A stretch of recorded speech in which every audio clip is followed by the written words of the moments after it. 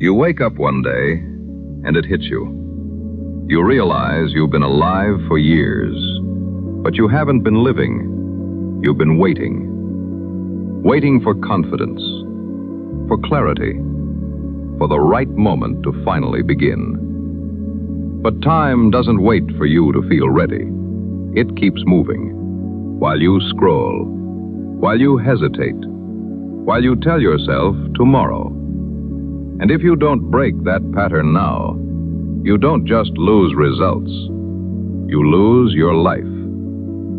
So let me ask you something. Why not you? Why is it always someone else who becomes successful? Someone else who builds the discipline, the body, the life? Why does it always feel like that person is out there, and it could never be you? Here's the part you need to hear. You're not different, not in the way you think. Same brain, same doubts, same fear. The people you admire aren't made of something else. They just decided, and then they kept deciding. On days that felt pointless, on days nobody clapped, on days when progress looked invisible. You've had those days too. You know exactly what they feel like. You've touched the edge of your potential, and then you backed away. Not because you couldn't, but because you gave yourself a way out, a softer option, a comfortable excuse. You were scared. And I'm not here to shame you for that. I'm here to show you what it costs. Every time you choose comfort over the hard thing, you train your mind to expect comfort. Every time you delay, you reinforce an identity, the kind of person who delays. You don't stay the same. You become what you repeat. That's why not you isn't a motivational quote. It's a mirror. It exposes the real problem, your tolerance for discomfort. That's the difference between you and the person who succeeds. You want a better life, but only if it's convenient. The other person wants it badly enough to be uncomfortable for months, for years, for as long as it takes. And before you say, but they had resources, they had support. Some did, some didn't. And it still doesn't change the point. You have enough. Enough time to train. Enough time to learn. Enough time to start. Not with perfection, but with effort. With consistency, with focus. That's all the process demands. Life doesn't reward intent. It rewards effort. It rewards what you do, not what you plan. Not what you promise yourself at night when the guilt sets in. Just effort. So here's the truth. Most people don't fail because it's too hard.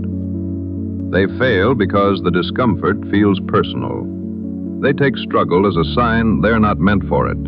They take slow progress as rejection. They take boredom as a warning. But struggle is the price, and boredom is part of the process. You don't have to change your path. Just stay on the same path and stop quitting on it. Think about the gym. The first few weeks are humiliating. Your weakness is right there in front of you. Breath heavy, body hurting. And the temptation is to make it about talent. To tell yourself, some people are just built for this. But that's not true. They weren't built for it. They trained for it by showing up while they weren't ready.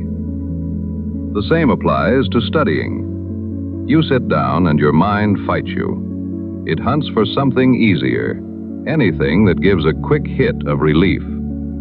And the temptation is to label yourself not smart enough or not disciplined. But in reality, you're just untrained. This is also true for your career. You want a better role, more respect, more freedom. But the moment the work gets repetitive, the moment you have to do the boring part that nobody posts about, you drift. And you call it burnout, when really it's just avoidance. It's the same with building a business. Everyone loves the idea of it: control, independence, proving people wrong. But the reality is lonely. It's silence. It's rejection. It's long stretches where nothing moves. And that's where most people disappear. Not because they weren't capable, but because they weren't committed. So the question comes back, why not you? And if your honest answer is, because I'm scared, good.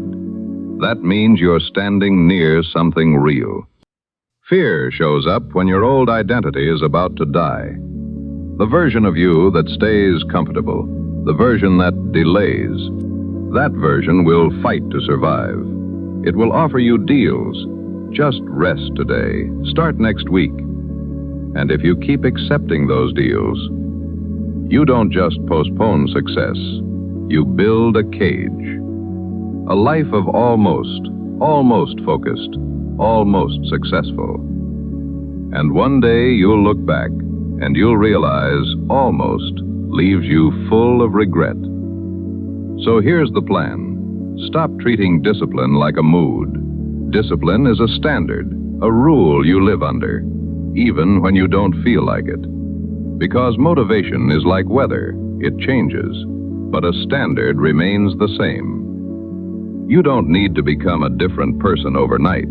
You need to become a consistent one. Less drama, more execution. You don't need a new personality. You need a new pattern. The pattern where you do the hard thing early, before the day steals your attention, before excuses build momentum. The pattern where you stop asking, how do I feel, and start asking, what does the standard require?